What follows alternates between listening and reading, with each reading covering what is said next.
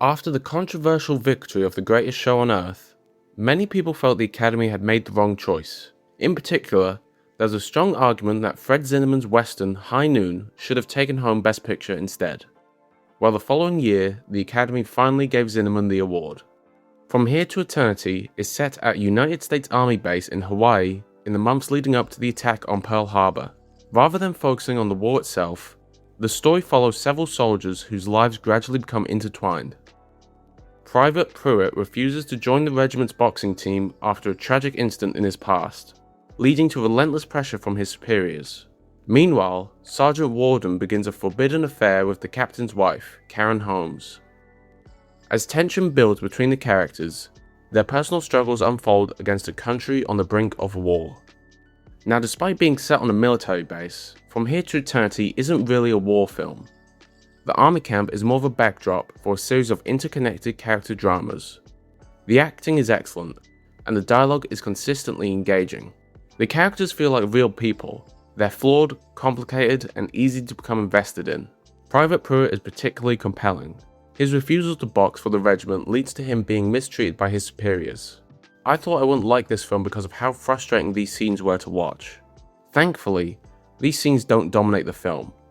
There are plenty of other storylines and characters to focus on, and the superiors actually have to face consequences for their actions.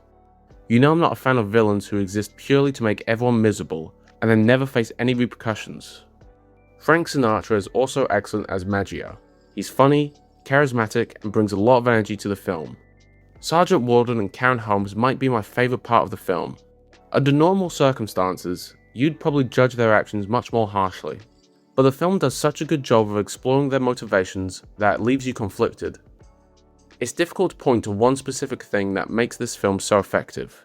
The story isn't especially flashy, and there aren't any huge twists.